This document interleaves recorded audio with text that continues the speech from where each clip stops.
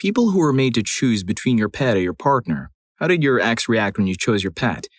Story 1. This happened a long time ago. I moved to a new city with my then ex-husband of 3 years. He always said he wanted cats, little animalitos de Dios. Within the first month we lived there, we adopted 2 kittens, a brother and sister pair, and we agreed, or so I thought, they would be exclusively indoor cats. We lived in the outskirts of town where there were lots of coyotes. One day he called me kind of hysterical and said the little boy Ken had passed away. I freaked out, rushed home, and then took his wee lifeless body to the vet. I wanted to know why he departed. After an autopsy, the vet told me the little guy had been hit by a car. I was sure the vet was wrong because they were indoor cats. But sure enough, my husband said he thought the cats should have fresh air and he let them out. To say I was furious would be an understatement. Stupid me should have made a decision then. Fast forward a few months and I see that the girl cat has a ton of swelling on the elbow joint of the front leg. I took her to the vet and was told the swelling was fluid buildup due to a badly broken bone. At that time, surgery would cost $500, which was a lot more than a year ago. Ex-husband said, too much money. Let her pass away and we can get another one. Since I was the working spouse, I told him to stuff it, and my wee lovely cat got surgery and a permanent metal rod in her leg to stabilize the joint. How did she break the bone? My husband eventually confessed that he took her out on the deck. He put the cat on his shoulder, but she freaked out, jumped, and ended up getting her leg caught between 2 of the deck boards. My husband didn't tell me for several days. Well, I got her home. She recovered, but my husband kept forcing his attention on the cat. She would howl in misery, and too often I ended up yelling at him to leave her alone. But he said, "This is my cat. I can do what I want. It's her job to do what I want." Frick that. I totally disagreed, and then one day he yelled back at me and said, "It's me or the cats." I looked at him calmly and said, "That's really easy. Get out, now." Well, a few days later, he was out of my life, almost for good. For good reasons, it happened a bit later. That sweet little cat lived to be my best friend for the next 17 years. For the first few weeks, until he left town, I always knew when an idiot ex-husband was coming up to the sidewalk because Kitty would hide under the dining room sideboard. I accept that it took me a stupidly long time, 3 to 4 months, to learn that he saw animals as pieces of property to deal with as he saw fit. He's been an ex for a long time now, and I've fortunately shared my life with many wonderful cats and dogs since then. Story 2. I knew my husband was the one because he didn't ask me to choose between him and my dog. I was living in Chicago, my husband was in New York, and we were dating long distance. About 2 weeks before my husband was scheduled to come out to move in with me, I rescued a little miniature poodle from under a dumpster in my neighborhood. The dog was horribly matted, smelled, and appeared to have suffered an injury to the face, which was already partly healed. I took him to the vet and they told me he needed all but 2 teeth extracted and his jaw reset. I was a graduate student at the time and didn't have 2 coins to rub together, so I asked the vet if they would put the dog down. He was elderly and clearly in a lot of pain. I would not have asked to do this lightly. A total stranger in the waiting room overheard this and offered to pay for the surgery on the condition that I give the dog a loving home. Obviously, he got the surgery and came home with me the next day. I named him Leo, after Leopold Bloom, as I was writing a paper on Ulysses at the time. Let him sleep in my bed with me and the rest is history. He seemed to understand that I was his savior. I've never seen a dog get so attached so quickly. This dog loved me. 2 weeks later, my husband arrives. This little dog goes immediately into full Freudian aggressive mode. He hates my husband. Like he sees red and tries to charge at him every time we hold hands or hug each other. We think probably whoever hurt his face and abandoned him also hurt his previous mom. Anyway, this tiny dog with no teeth straight up tries to pounce my 6'3", 260-pound professional mover boyfriend multiple times every day. He can't even get up to take a whiz in the night because the dog guards their door like a tiny, yappy, snarly sentinel. However, he never so much as mentions the idea of getting rid of the dog. In fact, he cares for the dog when I'm busy and covers half the vet bills. We got married 3 years after that. Leo was at the wedding still trying to charge at my husband the whole time. When Leo finally passed away at 17, he had terrible doggy dementia. He could never remember where he was or how to find me. Eventually, we put him down when he started to wet his bed. But he never forgot to always defend me from my husband. And my husband never did anything but return equal love to the little guy's hate. Even with a doggy dementia, his loyalty is still on point. Story 3. I dated a guy once for about 5 months, and he got increasingly weird about my dog. He finally pulled a "you pay attention to the dog more than me" when we were simply sitting on the couch together and the dog was on the other end. One day I was getting ready for bed in the bathroom. I came back out to get into bed and it smelled like smoke, and I started to panic a little because I thought there was a fire somewhere, as I live in a very old house. So I searched around to see if I could find where the smell was coming from. I didn't find anything. I came back and petted the dog goodnight in her crate, and that's when I smelled it. The top of her head and hair had been singed off. I immediately got pissed off because I knew he usually smoked before bed to help sleep, and I knew he did something. He wouldn't admit to anything, but it was obvious. I was planning to break up because of this, so I invited him over, and my dog started to claw at my legs to pick her up because she was scared. I've had this dog for 10 years, and she's never reacted that way to a person, especially someone she knows. So I knew right then. I broke it off, and he finally admitted he accidentally dropped some on her head. I knew that wasn't the truth, though, because there was no ash in her bed. I looked. God knows what he did. Some people are just sick weirdos, and I literally haven't dated anyone in a few years because it traumatized me that I probably dated a psychopath and didn't realize it until 6 months later. He still followed me on Instagram, and about a year later, messaged me through an Instagram story of my dog joking and saying about how I should put her down. I seriously worry for his new girlfriend. Pretty sure he was a psycho. Story 4. I bred tarantulas professionally for a few years. Most were in a specially designed shed outside, but I had a few in the house. I was totally upfront with people when dating, and if it was a deal breaker, then no hard feelings. I dated this one guy for a few months, but we'd always go out or to his house. I didn't really think much of it. Around month 4, he started getting annoyed, and one day, straight up, he asked me how long it was going to take to sell a few spiders. I thought he was talking about my actual job, so I was like, oh, I sell them in bulk to a supplier. He's coming around on Tuesday, actually. And my boyfriend was so relieved, but I couldn't really understand why. So the dude comes around on Wednesday, sees the tarantulas in the house, and goes on an absolute tirade about how I lied to him, how I've broken his trust, and how he's going to need time to heal.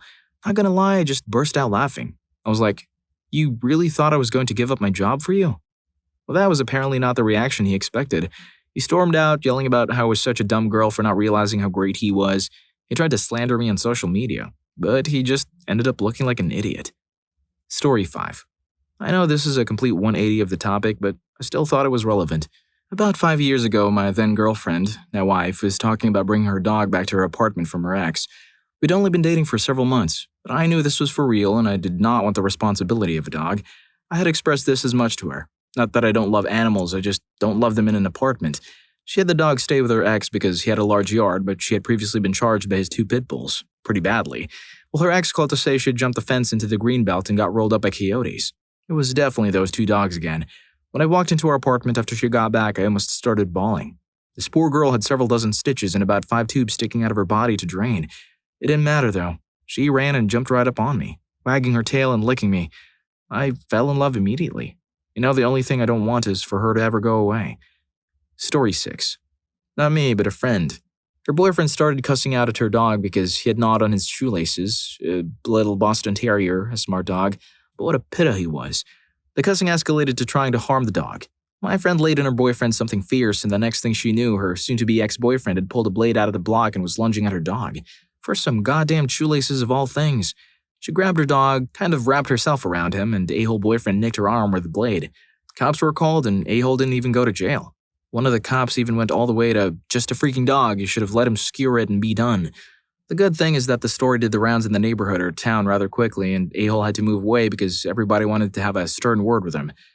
I really can't choose who's the bigger a-hole here, the ex-boyfriend or the cop. I think it's a tie. Story 7. Well, he got jealous anytime I'd even pet the dog in front of him. He started treating them terribly. Eventually, he told me, basically, that he knew I wouldn't get rid of them, but so long as they were around, our relationship would be negatively impacted and would deteriorate. Then we broke up. Shrugs. Imagine feeling threatened and jealous of your significant other of 14 years petting a dog. They are well-behaved, housebroken, have no behavioral issues, no financial burden, and honestly, they are low maintenance in the attention department too. That's when I noticed something was very off. So I went ahead and proved him right. I didn't get rid of my dogs, and I just started distancing myself. Story 8. She acted like she'd never even considered that I'd choose the cat over her. I don't think that thought had ever entered her mind. Then she went into a big spiel about how I'm a loser, I'm missing out, there's only one of her, etc., etc. Yeah, I knew all that when I put my foot down over her idiotic jealousy of the cat liking me more than her. The cat is now 16 and still with me, happy in her senior years. There have been other women since her, ones that treated me a lot better than she did. It was a total win for both the cat and myself. Story 9. I have a 14-year-old calico that started as a family pet but bonded intensely with me. My husband was very sketched out by cats when we were dating. When things got serious and we talked about our future together, I told him point blank that she'd been in my life longer and there was no way I could leave her behind. He started coming over more to spend time with her. He would watch My Cat from Hell and read about cat behaviors, needs, and how to introduce them to new environments. We moved her into his apartment for about 6 months and then drove halfway across the country with her. She's now the queen of our New York City apartment and can't seem to choose which one of us she likes better. If your partner isn't getting out of their way to learn about the things you care about the most, Then is it really love? Since you're already halfway through and seem to be loving the content, make sure you like and subscribe for more fun stories in the making. Story 10. I had an incredibly toxic boyfriend who at one point paid the fee for a rescue cat for me for my birthday. The cat really didn't like him. She wasn't aggressive, she was just skittish and didn't want to be around him. We had gotten into a fight earlier that day about something unrelated, and he decided to start ranting about the cat and how he believed we should get rid of her. That she was a bad animal just because she was skittish. She was a rescue, and a very loving one at that if you let her come to you and she felt safe. He started to threaten to leave her in a humane society or get rid of her when I wasn't around, so I couldn't stop him. I told him to get out of my house and I immediately broke up with him. Butters is still making quality biscuits by my side and loves to take naps with me. Story 11. I had a live-in boyfriend. We'd been together for a year and decided to cohabit because LDR wasn't fulfilling. I had a cat of 15 years. He didn't demand I get rid of my old man, but he repeatedly made comments about how it was time to put him to sleep because my cat was old and thin. He always commented on my cat's weight. I even went so far as to stop by a vet and pick up cremation pamphlets so I could shop for urns. I spent a lot of money on all senior blood work, checked thyroid, etc. I had a clean bill of health because I always provided the best nutrition and care. One day I told him, "The next time you mention me putting my cat to sleep or imply I'm not doing right by him, make sure your bags are packed." He was gone 3 weeks after that. The cat had 3 more wonderful years before cancer got him, and I did PTS. Story 12. I had a fortnight to decide, him or my cat. I thought he was joking. Nope. A fortnight later, he asked for my decision. We'd been in a relationship for nearly 2 years and we're living together. I loved him, but the whole thing was absurd. I wasn't getting rid of my cat. We broke up, and in general, he took it well. Too well. I was pretty sure he wanted to break up with me, but he couldn't admit it. So I left with my cat and went to stay with my brother. I came back that weekend to sort out our joint possessions, only to find him sneaking out the back door with a receptionist from his work that he'd been getting with in my bed. 12 years later, me and the cat are doing great. I hope he's turned into a better human being. Dude is so itching to sleep around that he can't even be bothered to think of more sensible ways to break up. Story 13. My dogs have basically called my relationship in a way. I was in a relationship with a guy who seemed to like my dog, who I had had for 8 years at that point, but accused the dog of trying to come between us because she liked to lay on my lap on the couch. He'd get really angry about that. We broke up. I ended up getting engaged to someone who wanted me to get rid of my dog because they were allergic. They never made an ultimatum, but when I told them I couldn't get rid of my dog and maybe they could try allergy pills, they lost their mind. We did move in together and my dog was banished to certain rooms of the house. I hated it. My dog hated it. Luckily, that situation only lasted a year. I got another dog who was scared of all strangers. When I met my now fiancé, I told him that she was scared of everyone and to just be patient with her. After a month of him being the perfect patient guy, she fell in love with him and now they're besties. I finally picked the right person. Story 14. My ex was allergic to cats and had asthma. I had a cat. He just kind of moved in with me without asking over time. I wasn't against it. His allergies and his asthma never seemed to flare up or anything too bad with my cat around. We kept the place clean, etc. He asked me to get rid of my cat multiple times. I said no every time. It turns out the jerk was cheating on me with multiple women.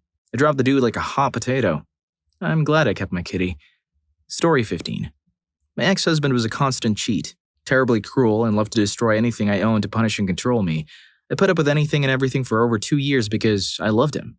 The last time I ever saw him, he yelled at or hit my dog. I instantly packed my car and dog and left. I immediately filed for divorce. I haven't seen him since. He lost his wife, source of income, vehicle, maid, scapegoat, bodyguard, sober driver, and emotional support in 10 seconds. He was absolutely shocked that I chose the dog over him, regardless of how many times it was warned not to act out around her. She's my soulmate, and I would die for her. Story 16. My former best friend gave up her dog and her cat for her boyfriend of more than 6 months. He said that he was afraid of animals but was willing to get therapy to deal with his fear, and then after they got serious, he straight up backtracked. This was one of many red flags and said he could never live with him. Her animals were the most docile, sweet pets ever. I was living with her at the time, so I took care of them frequently. She basically abandoned them to stay at his place from the week they met. She sent them to live with her dad in Texas so she could move in with him ASAP.